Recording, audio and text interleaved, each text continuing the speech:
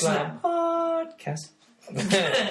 Hey everyone. Hello. How's it going, everyone? Yeah, we're here for another one. It feels like it's been ages. It does, but I think... I think we did 2 in a row, didn't we? Because it was like Greatest Royal Rumble and then Backlash like a week later. and then also when we previously did Apple Chat, there was like 2 pay-per-views a month, and now we're back to normal. So yeah, I'm not bitching about it. I like it this way. Yeah. But yeah, there you go. And we do apologise.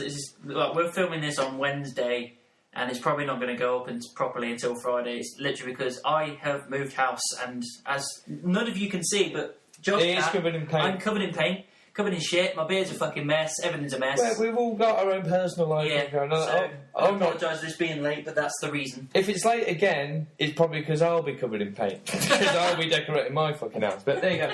So that's why. Unfortunately, we have to start with death. I thought we were going to get away with it. I've only found this out within the last 4 hours. But on Monday evening, Vader passed away. Yeah. He was I kind of knew him. He was kind of about when I first started watching it in the Attitude Era, but not much. He wasn't a prominent figure, but you but knew of him. He was, if you saw a picture of him straight away, go, I know who that guy is. Yeah. Very talented for the size he was. Great character. Very underrated, I might say. It's a shame. I think he was ill a couple of years ago, and even Mick Foley was trying to pushing him to get in the Hall of Fame before he passed, but didn't happen. No, it didn't happen. So I'm guessing he'll be in the next one. Right? Yeah, I guess. But I think he would have rather said his goodbyes. But you can't dwell on the past. So Vader, unfortunately, that just suck. Yes. So this anyway, Money in the Bank. Money in the Bank. Yeah. I'm actually quite looking forward to this because the cards I thought was reasonably stacked. There was a couple of ones I looked at and thought they may have backed themselves into a corner, but if I'm honest, I think they executed it as best they could. It went... I thought it was decent. Yeah, it was decent. It was always like this... We're going to... The people we go to when we watch the main 4, probably now 5 in Birmingham, that we were offered a table, and among other things we couldn't go, but I also thought, I'm looking forward to it, but I still don't think it's going to be... Oh my God, jaw dropping. And I think one of the things that might have touched on that is how disappointing Backlash was.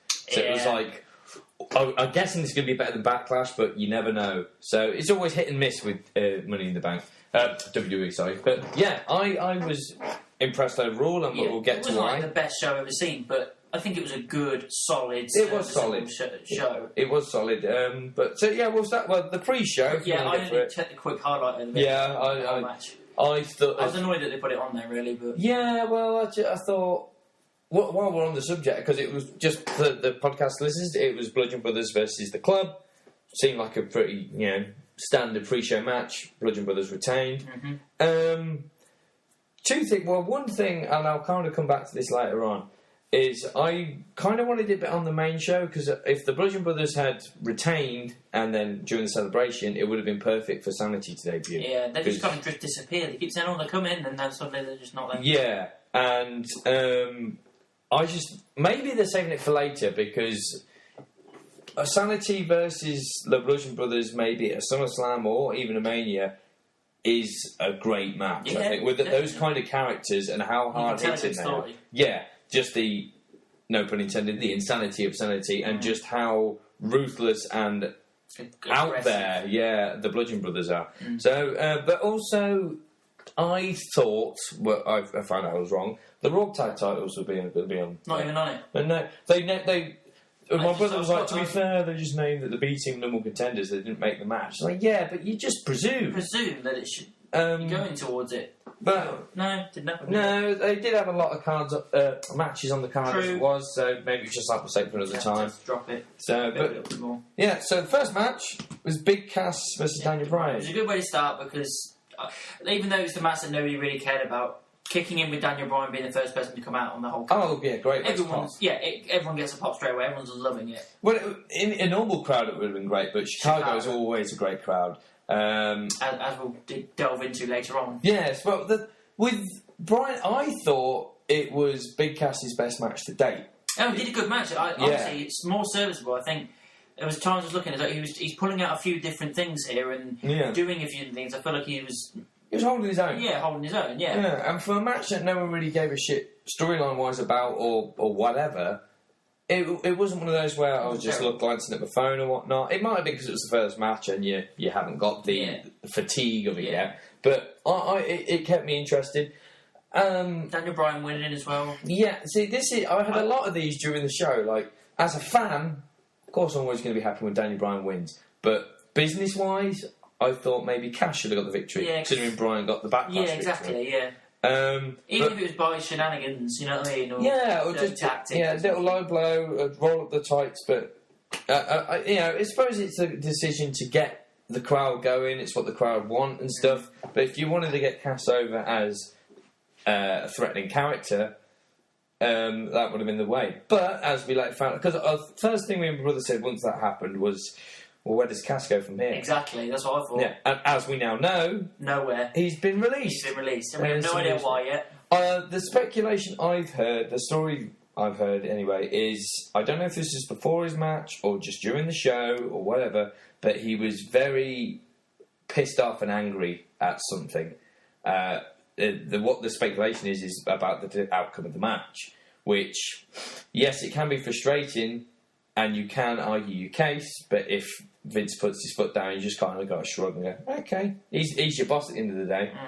But the way it sounds, he just got more and more angry and pissed off with it, and I think he pissed off the wrong person. Right. And someone even mentioned on WWE.com, usually it's like, so-and-so's been released, we wish him well on all the future endeavours. There was no wish you well stuff, it was just they've come to terms with it. So I think there was a bit of bad blood there. Done something wrong. Yeah. And what was interesting, I'm pretty sure he did it to be a dick. It might have been a genuine concern. Enzo tweeted to Cass, # how you doing?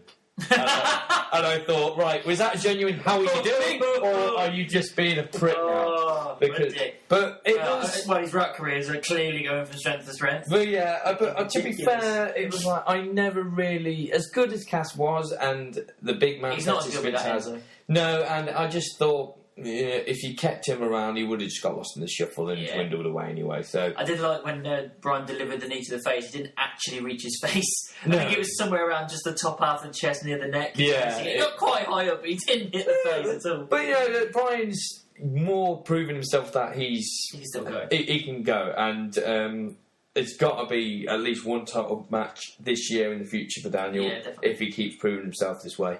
Next was Sammy Lashley. It was all right. It weren't too bad, but it was definitely a squash match, I think. Yeah, there's a couple of licks in from Sammy, but the thing that annoyed me, it didn't annoy me really, but I was a little bit miffed why they decided to do it, was the one-hand pin.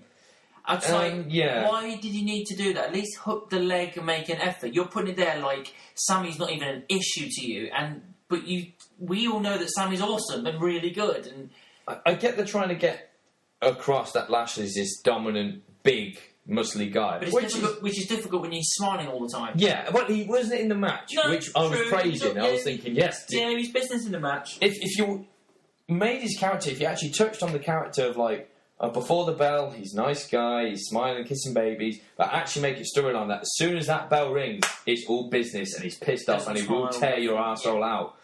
Make that his character. Even reference it. Otherwise, it's just, well, you're just stupid. I agree with the decision. Lashley needed the push to get over. I don't mind Lashley winning. It makes sense. Yeah, it makes sense because you want to build him up because he's just got back again, so you need to give him credibility to people that don't know him. But it was at Sammy's expense again. Yeah, exactly. It's like, whose dick did Sammy step on backstage for him to be treated this way? Well, I feel like maybe Sammy and Kevin have had stepping on the wrong toes because Kevin's being fed to fucking Braun at the moment. Yeah, at least Kevin's still being thrown in that main event spotlight, at least. I think they're smart enough to go, well, Kevin's already got there, we've got a main event player. Sammy hasn't really been given that opportunity yet. God knows, maybe they have a plan for Sammy, I'm not sure. With Lashley, I'm pretty sure since his debut or return, that was his first one-on-one match, even including Raw. He's been in tag teams and stuff. So it would make sense for Lashley to be pushed over, so to speak, or pushed over? Put over, sorry. Put over. And you obviously this is spoilers, but I need to check with my podcast partner here. You have watched Raw? Yes. Yeah. So now we know. Yeah, they're pushing towards Lashley's in the title picture. Yeah. He's not got the match, but he's in the number one contenders spot area. I think what they should do, because obviously it seems like they're pushing with him and Reigns having a bit of a rivalry at the moment. Yeah. Who should be in that spot? I reckon because we've got Extreme Rules next. I reckon put him in an Extreme Rules match. Winner faces Lesnar. Well, the announcement is which I kind of like, but it's very reminiscent of last year. It's those two and 4 others in a 6-pack challenge to determine the number one contender thing. Similar to what happened with Great Balls of Fire. Extreme Rules. It's Extreme Rules. So it obviously means Lesnar's not Extreme Rules, so they're going to do the next. Why would he be? Exactly. It's the next best thing, number one contender stuff. Just as a side note as well. Oh, no, sorry, I can't because it will spoil what we're about to say. I'll say it later. Is it SmackDown related? No. It's just something that happens later in the show. Okay. The next match was the Intercontinental title match. Yes. With Elias and Seth. Good. It was good. I enjoyed it. Yeah, it was. I think this is the match that proved, all right, this guy he's got a lot of potential. Yeah, I think it's become. This is not a knock. It is a thumbs up that you can rely on Seth to deliver, but sometimes Seth delivers all. Yeah, and Elias, he proved that as well. He can by himself, but it's almost like you're doing good. I'm enjoying the match. But I'm getting used to the same moveset. If you want to keep it exciting, maybe throw a curveball in there. It's the only... You don't want to get stale. Yeah, a lot of times I was like, I know what's about to happen now. There's the suicide dive, there's the blockbuster. I feel like that's just part and parcel with WWE as a whole these days. Most times I'm watching a match, I can call at least a couple of things per match. Yeah, it's like, maybe at some points I thought, what if... Because I think at one point, didn't Seth do like 2 or 3 suicide dives in a row? I think so, yeah. At one point, at least Elias could have maybe European uppercutted him or sidestepped and thrown him into the barricade. But no, it was just kind of... Elias was taking the punishment, and the proof of his character was like, not only am I hanging, but I'm taking all this punishment as well. Seth retained? He did retain. It shocked me. Yeah. The way you retain with the rolling up of the Yeah, because it was like, okay, it's going to be a few roll-ups and then they're going to both come out and there's going to be a finisher and that's it. Yeah. It's just like, we didn't get that one. We didn't get that one. Oh, but you got that one. It was a little bit... Oh, okay. Of a kind of ending. Yeah. But the match itself was good. I'm fine with Rollins retaining. Yeah. I wouldn't have minded Elias having it, really, because I feel like he gets to that point and then you get the option. It would have helped him brilliantly. Yeah. It's like and then you just pick Seth up and throw the main title picture, because that's what you need to do. That's it. Elias has got there now. All he's missing to get him over to the next level is a belt of that calibre around his waist. But then obviously what happened on Raw... Yeah. I just absolutely gobsmacked over. Yeah, I think... And considering the two options of that team... Well, Drew and Dolph. Yeah, so have Dolph go over Seth and nick the title off him. I'd have thought you would have probably put it on Drew, wouldn't you? Yeah, I think... you want to have him as the dominant one. Yeah, I don't know if it's one of those where, okay, we're going to do this for Dolph and Drew to make them... give them a bit more relevance on the card, or they're already planning on... We'll split those guys up and make it for the IC belt kind of thing. Dolph is... I love Dolph anyway. Yeah, but he's reliable enough to carry that belt and make good Intercontinental title matches. Every time he's had it on his shoulders, he's done really well with it. Yeah, I'm guessing that the plan is we'll take the belt off Seth so he can get thrown. He'll probably be in that 6-pack challenge. But why not give it to Elias? Yeah. I suppose that was my one little gritty thing when I saw it happen. It's like, fuck me, they've swerved me. I didn't expect this to happen. But then straight away, that was the first thing I thought was, well, why didn't you just give it to Elias the night before then? Elevate that guy. Why did you put it on Ziggler? Maybe it's the shock value. Ziggler's had it before. Yeah. Drew hasn't, as far as I remember. And it's kind of well documented what Dolph's contract is at the minute of just almost, not a part-time as such, but just... He's there for the sake of it and the money now more than the career. Maybe it was the shock value. We always like a shock value thing, so it did the job, but again, it asks more questions than answers. Yeah. And just... Go on. I was just going to quickly go back to the Lashley thing. The reason with the one-hand pin, those 3 vertical suplexes, apparently that vertical suplex is his finisher. Okay. He needs a new finisher. It doesn't seem like a finisher. It's not enough. It's too slow. If he had a dominant finisher and did 3 of them in a row, it's like, well, yeah, of course I can believe the one-handed pin. But he used to have the spear. And maybe it's because too many people have the spear nowadays. I don't know. But get a new finisher. The vertical suplex is not a put away thing. But yeah, okay. Sorry, you were going to say. Yeah, but I said overall with the Seth Elias match, ending aside, I think it was a really good match. It was serviceable. Did what it needed to do. It pushed and elevated Elias without making him look too weak, even in defeat. Yeah, it was one of those matches, and it's very hard anyway, especially nowadays. There can be matches that will keep the audience in the arena involved, intrigued, and not the people watching TV, and vice versa. This was one of those matches where everyone watching on TV and in the arena were enjoying it. Yeah, definitely. Yeah, definitely a good match. Then it was the women's Money in the Bank ladder match. Yes.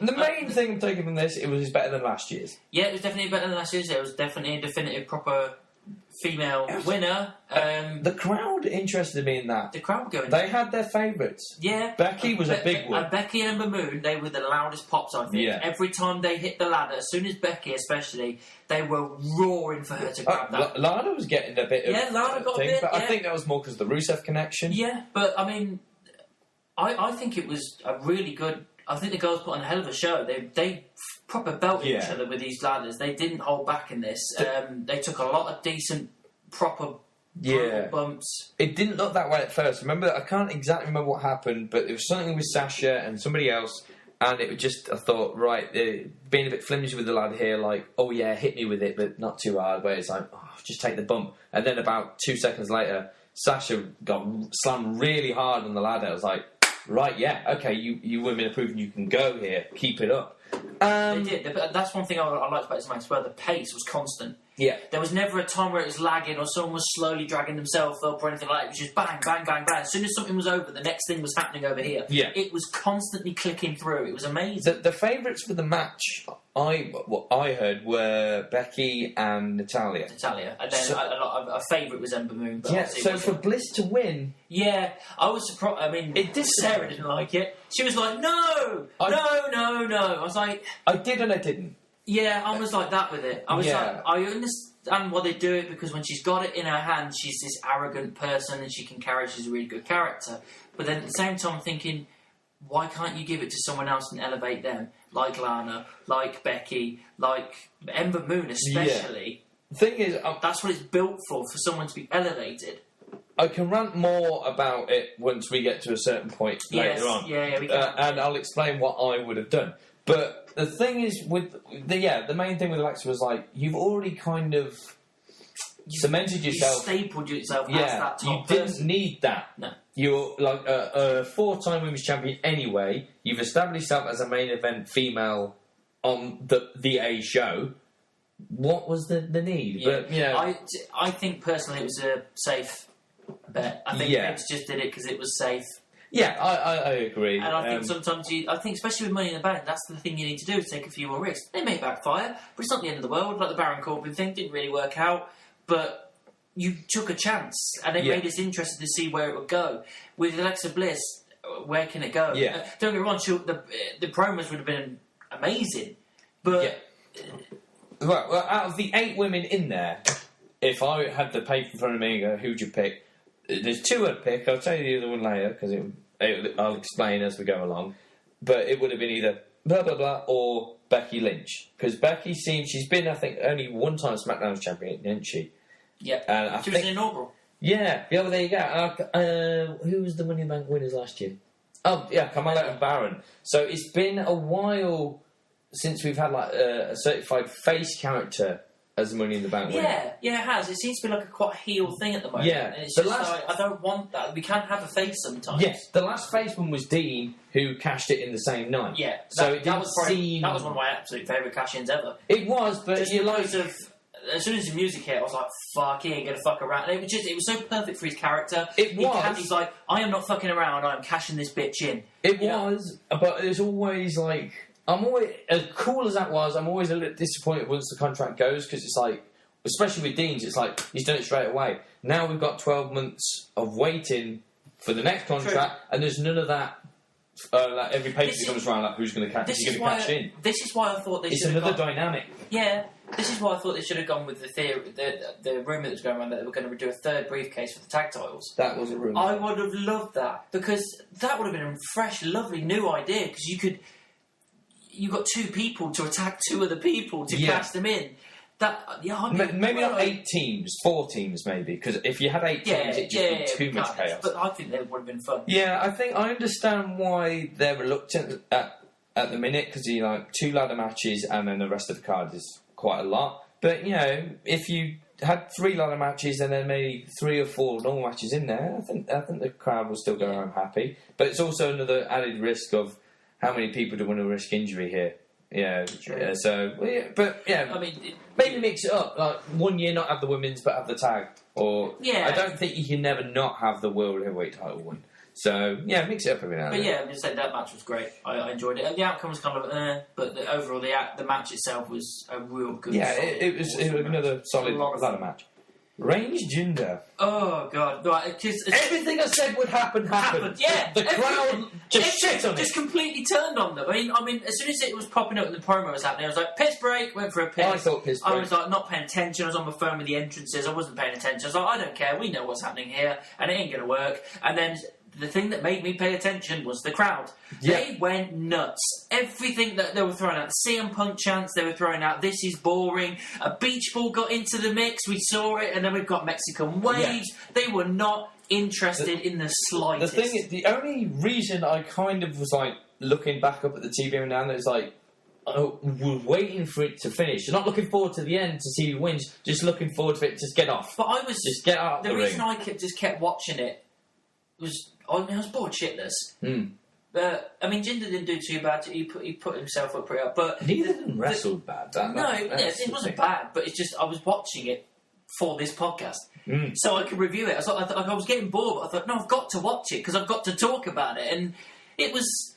It was a standard kind of Raw match, I suppose, that kind of thing. But no one cared. Yeah, that's it. If they did a huge spot, I don't even know what. I don't even think the spear through the security barrier would have saved it. But someone would probably have to explode. Yeah. Well, they tried to get Sunil Singh involved with him pushing him against the thing and then trying it twice. And it was a clever spot. It was funny, I suppose, but just like again, because you weren't invested and you know what the outcome's going to be. I was like, I'm sorry, but you're not having Reigns lose to Jinder here. It's never going to happen. But that's it. I mean, if you look at arguably one of the greatest matches of all time, Shawn Taker at WrestleMania 25, you can have two other people wrestle that exact same match, and yet 25 will be seen as the better one, not because it was first, but because you're more invested in the storyline. So if you're not invested in the characters, the story, whatever, you can wrestle a decent match and no one will care. No one will give a shit. So when the bell rang, as it went ding, ding, ding, I literally said to my brother, like, here come the beach balls and Mexican waves. And exactly what happened. Everyone was just like, yeah, okay, CM Punk, let's chat. I think at one point they were chanting, this is awful. Yeah, I was like, don't, because it will sound too much like awesome to Vince, and he'll think, oh, they're enjoying it.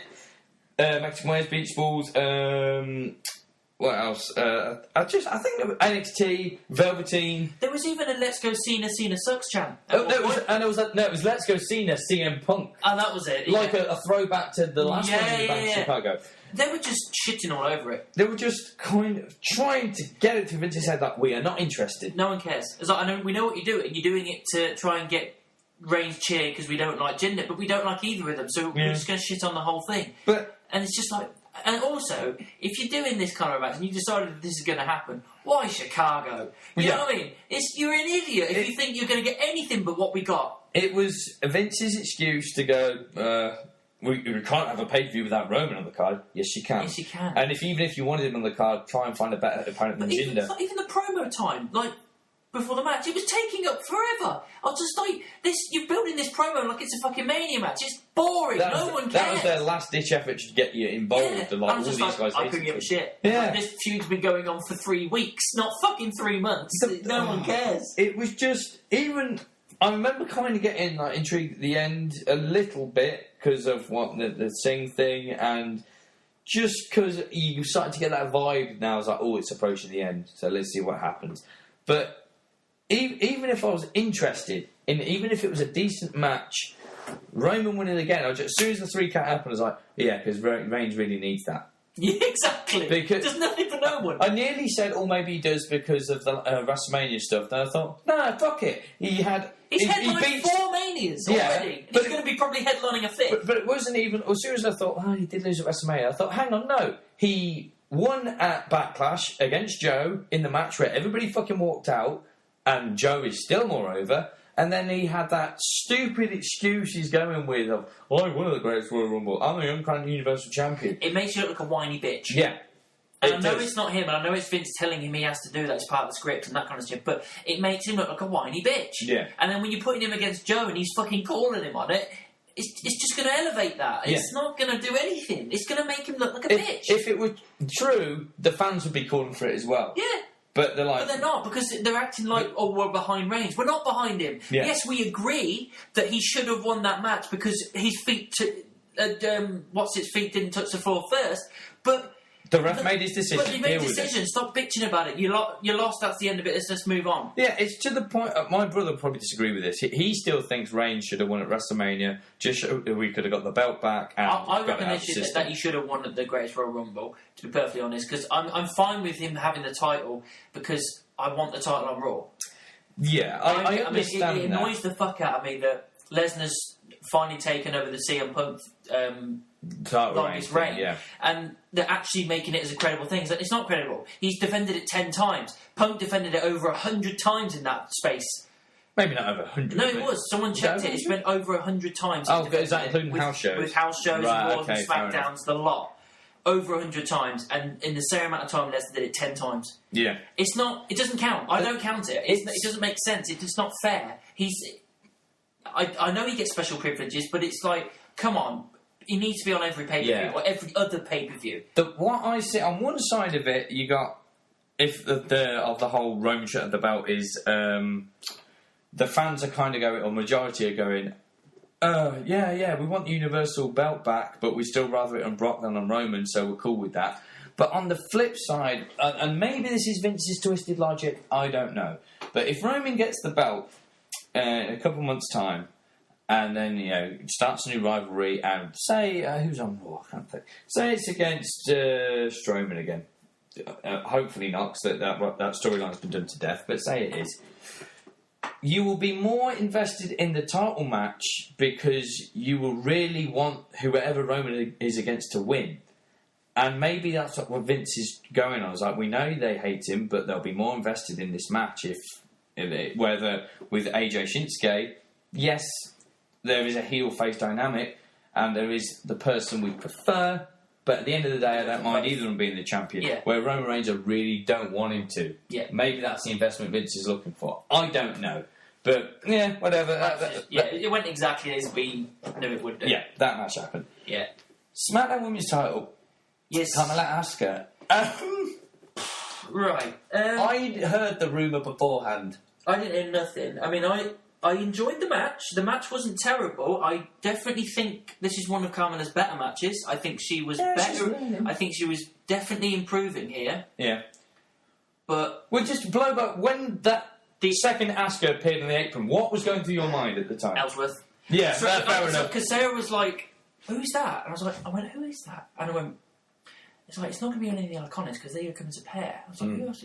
It's Ellsworth. Yeah. It's fucking Ellsworth. It's got to be. It's like, and I was looking at the hands. I was like, those are quite chunky hands. I thought those were the hands as well. I was like, there's got to be. And then he pulled it up. I was like, yes! Yeah, and Sarah fucking hates it. Oh. She's like, oh, for fuck's sake! I was like, yeah. I saw the hands straight away. I knew they were going to talk to them anyway, so that it kind of been spoiled slightly. Yeah. I saw the hands like, yeah, that's Ellsworth. Even the cheesy wink, I was like, oh yeah, it's me. So the match was good. The spot of Ellsworth's return was great. Yeah. It's funny. As long as Carmella keeps that super kicker finisher, I'm okay with it. But I thought, with the way Asuka's been built in NXT and over the past few years, even with that distraction, I think it would have taken more to take out Asuka. Yeah, I can't believe it. I feel like Vince is doing what he always does with really high-tiered people in NXT. He's dumbing them down. Yeah. He's trying to make them a base level so that way he can do what he wants with them. If it doesn't work out, he'll blame the superstar. Oh, the character's just not working. No, it isn't. You're just not making any effort. You're doing what you did with fucking Balor. You're doing what you did with fucking rude. Owens, everything. Yeah. You're doing what you want. You're bringing them all down to a base level, so you can decide what you want to do. Whether you want to push them, or you want to chuck them into the ground. Yeah. So the reason why you haven't got Cass, Neville, Enzo, all these people, multiple reasons, but Aries was next. Aston Aries. Well, he was for a bit. But yeah, I think with I think they're going with it wasn't a clean victory because Ellsworth distracted. But like I say, it seemed enough. Yeah, it seemed too close to clean. Again, all it was her going, kick, gone. This was one of the matches where I thought to myself they may have backed themselves into a corner here because you credibly Asuka should be winning, but then you don't want to take the belt off Carmella too early because it kind of stunts her push. Yeah. So unfortunately, it was the. I think it was probably the wrong call. I suppose. I mean, I don't mind Carmella being champion. It would have made more sense if Ellsworth genuinely got involved and caused Asuka to win by DQ. Yeah. Something like that. So then it keeps Asuka strong, but she ate the pin 1, 2, 3. Yeah, so. And the only solace I get from it is like at least that wasn't what ended the streak.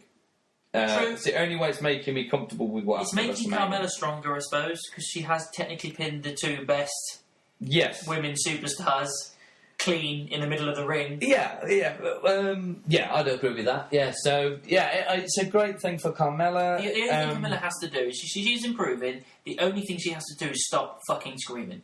The screaming thing cuts me like glass, and I fucking hate it. If she stopped doing that, if that's her heel thing, I know, but it's really irritating. Yeah, the screaming thing seems like a little girly thing, and you're not a girl. You're a woman. You're meant to be a strong, confident fucking champion, regardless of whether you're face or heel. Not a little whiny bitch of a girl making little screaming things like you've seen a fucking spider.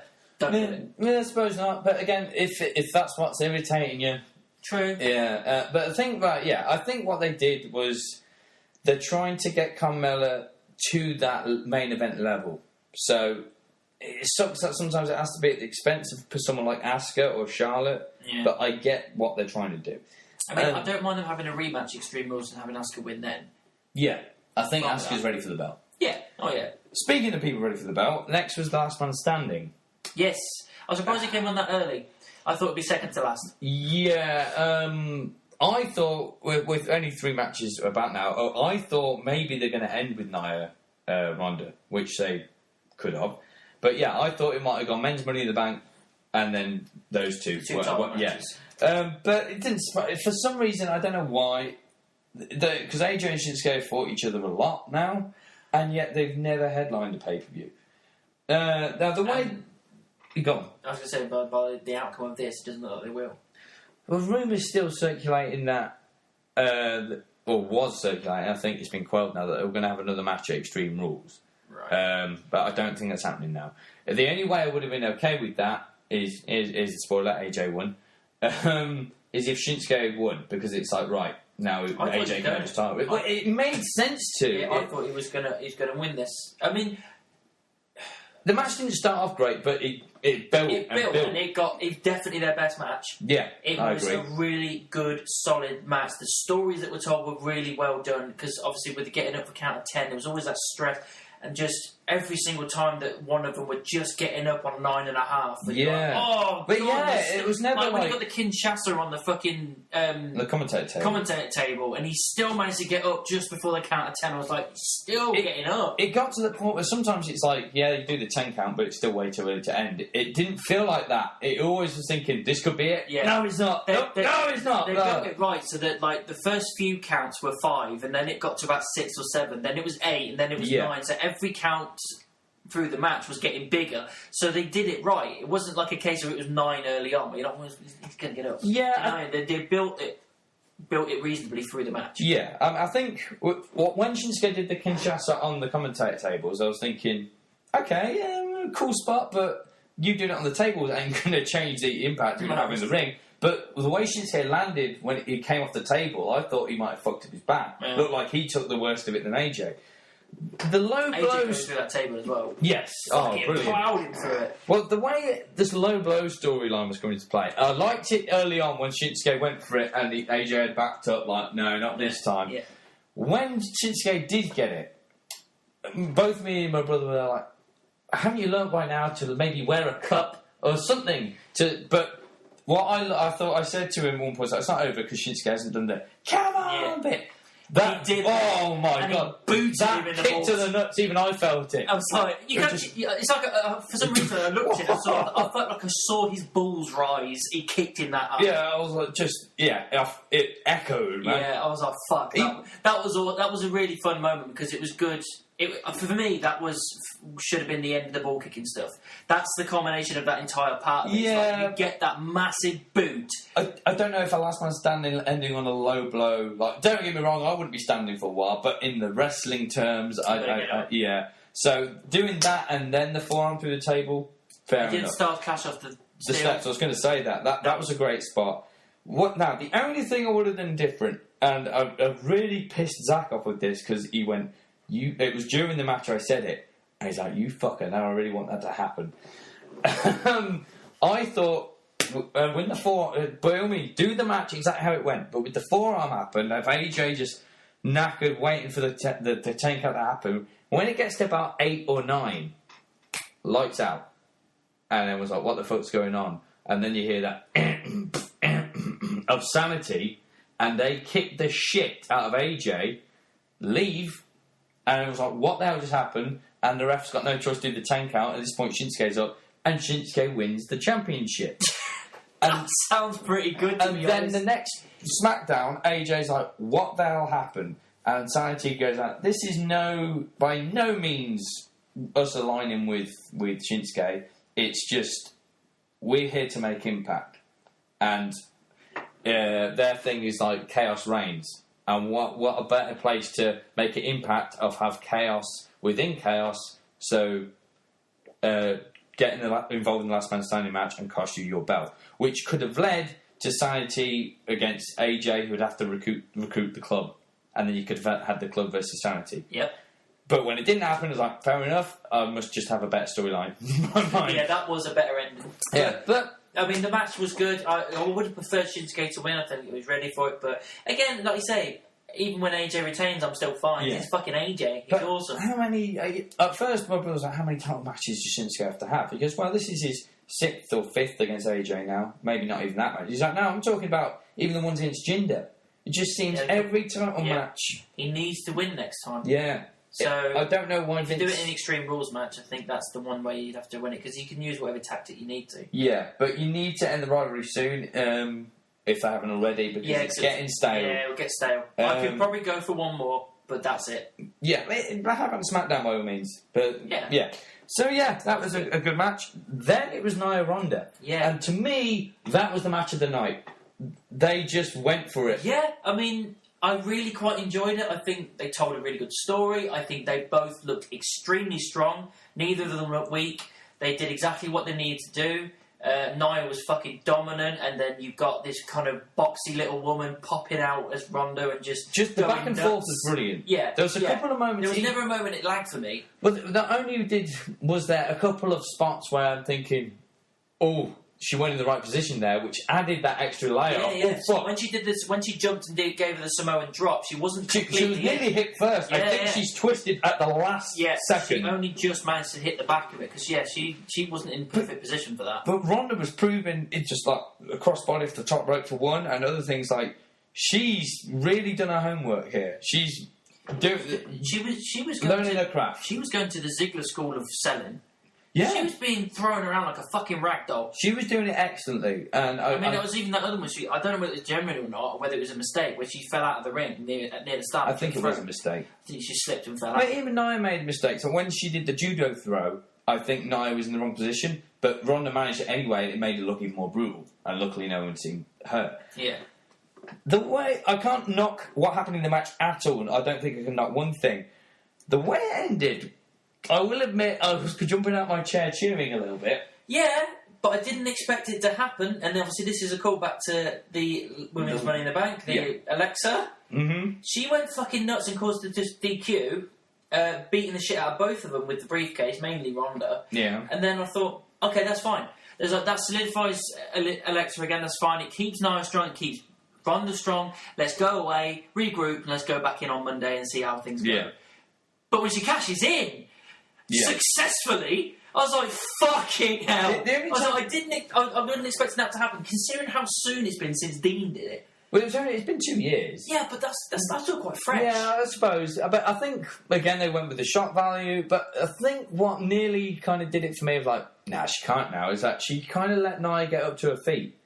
And yeah, okay, her arm was messed up, but I think Nia's, storyline-wise, probably would have still had enough energy to go. I'm okay with it. I think with what Bliss did, it's like, right, Ronda didn't lose, Nia didn't drop the belt to Rousey to make it look like she's pathetic. It was a Money in the Bank cash-in. Again, it was the other match that I thought they backed themselves into a corner and there's no winners here, because if Nia loses, it's too soon. If Ronda wins, it's too soon. You know what I mean? But they did the this. cash-in was the right and I think this is the way of getting out of it. Now, that's the thing. I don't want Ronda to have the belt yet. I don't think she's ready for it. Wait till WrestleMania. Yeah, just leave it for a while. Keep her away from it. But I feel like Nia should have it back. It is too soon for her to drop it. So she proved that. I think she had tears in her eyes, I think, when she was coming out. So I don't know what happened, if she got bad news or someone had said something sensitive or she was upset about something. I don't know. But maybe they're taking it off Nia, going, she's not exactly performed to the level we want her to, even though she did that night. I'm enjoying her. But that night she definitely did. Alexa's almost like the safety net of like... Well, like I said earlier, she's safe. Yeah. Which is probably why she won the case. The only thing I would have done different, which is now what I was talking about earlier in the women's Money in the Bank, I said, who would I pick? And I said Becky and this other one. The other one would have been Natalya. For the storyline purpose, purely of she's going with that, Ronda's my best friend, and this damage. Ronda win and then have no, just pretty much the exact same thing, because she was going with this damaged knee thing. So have Natalya win Money in the Bank and go. Everyone's like, holy shit, okay, but really after the match, play on the fucked up knee, and then go, and then false reports of like Natalya's been taken to the local hospital to check on the knee. It's really bad. So it's out of mind. And then pretty much the same thing, but then Natalya running full pelt, her knees are fine, cashes in, and beats Nia and betrays her best friend. And then it makes Natalya relevant. It builds a storyline between best friends. And, I wouldn't mind Natalya being a women's champ again. But they went with Alexa instead, which... I mean, when I looked at Raw, it looks like it's going to be her and... Ronda in a feud. It's going to be Extreme Rules because obviously Ronda's been suspended for beating the shit into but how long the she's been suspended for? 30 days. Right, okay. So it's up to Extreme Rules, I think. She might even miss it. I'm not sure. Yeah, she will. I was quite gobsmacked with that because she went nuts on Alexa and she just went nuts on Angle. I was like, what are you doing? And then the rest came out. I was like, no, what are you doing?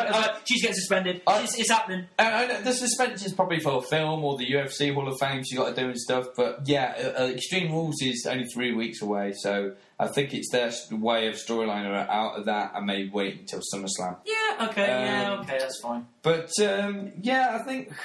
The thing is, with Natalya, I don't really get what they're doing with the knees thing then, because it is a fake injury, because apparently in one promo, her right knee was taped, and then it was left. So it was like, well, what are you doing? Come on, have a bit of continuity. You've got so many fucking writers and people on the product looking at it. How do you fuck that up? Not even have continuity, but if you're going to do that, use it for some fucking reason. Yeah. And I thought that was the reason they were going for. But still good. It was still fun. We got a new champion, and I'm never going to frown at a new champion unless it's Jinder. or Roman. Then it was the main not main. Sorry, I'll take that back. Men's Money in the Bank ladder match, and I think it's the best Money in the Bank men's ladder match to date.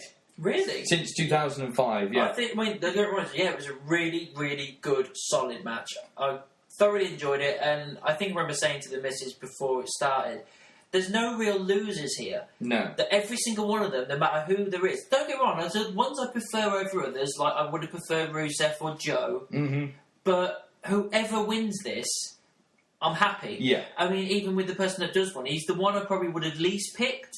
But I still don't mind because it keeps him relevant and it also means, right, we're definitely getting him and Lesnar at some point. Yeah. Even if it's a couple of seconds long and he fucking beats the shit out of him and takes it, it's happening. I think the only couple that were overlooked were possibly Joe. Joe did get the Coquina clutch in at some point, I remember that, and maybe Bobby Roode. I don't really remember him doing much. Kofi getting involved. I honestly thought it was going to be Big E. And then when Xavier came out and pulled the t-shirt and said Kofi, I was like, you little bastard. I think even before when Kevin was giving him the pancakes, that promo, Big E, just watching Big E was making me laugh. He was licking the pancake stuff. He's... brilliant. I thought it would be Big E because there was rumours that they're going to be pushing him very, very soon. I thought this was going to be... Yeah, and Kofi's been in a lot of Money in the Bank ladder matches. Yeah, exactly. Yeah, he's been in a few, so I thought it would have been the other two's turn. But no, Kofi was in and he did really well. I do like the fact they ganged up on Strowman at the start and put all those ladders on it. Yeah, and Miz nearly got a sneaky one. I was like, go Miz! That's exactly at the point where they were throwing all the ladders on them. I was like...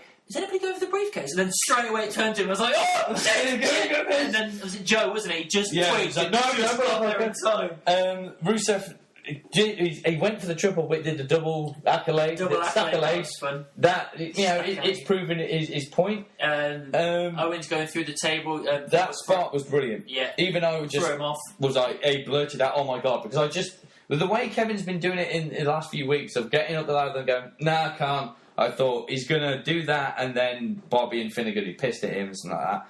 But the table they set up wasn't used. So when he went sideways, it just took me off guard. Yeah. And he plummeted a lot, and he landed hard. It was and I was like, whoa. And then afterwards, Strowman barging through a ladder and snapping it. I was just like, oh my God. I was like, holy shit. Is there anything this guy can't break? And then there was Finn's coup de grace off the top. Yeah. So many good spots. And...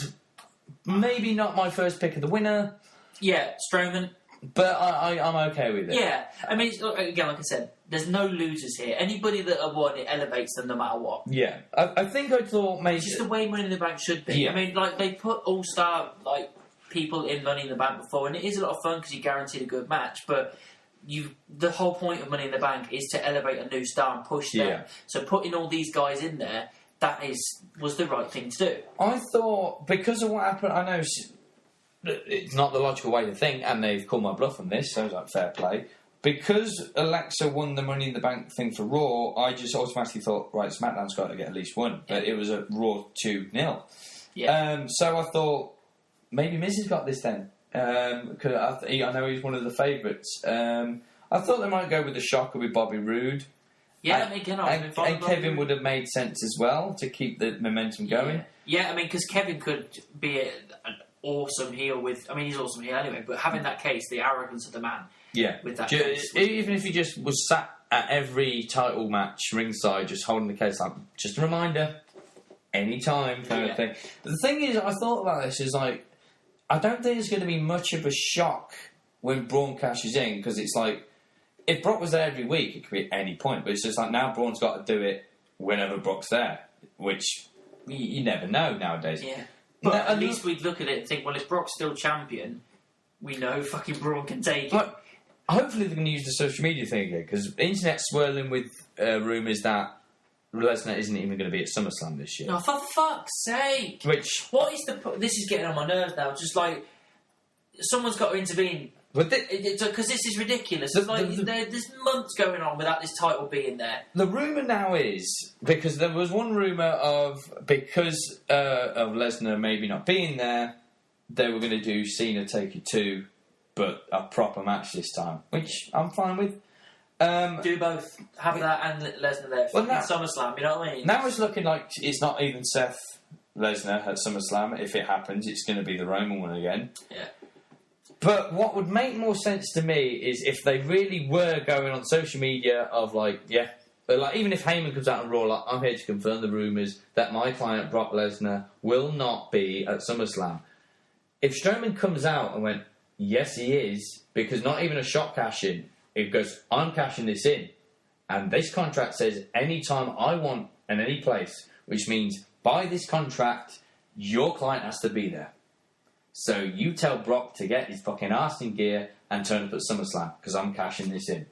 I think that would make more sense. Yeah, I'd be alright with that. But I'd even be alright with them doing the Lesnar Roman thing, Roman winning, then getting cashed in on by Braun. Yeah, I'll be fine with that. But I think what would make even more sense, I think, actually, is the triple threat. So let's say, just for argument's sake, with that six-pack challenge, they're going to do Extreme Rules for the number contender spot, that Roman wins. Yeah. Then the following Raw, Strowman goes, he's going to be there because I've got this.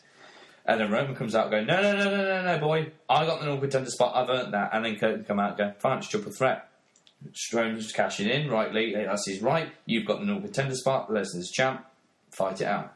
I'd be fine with a triple threat.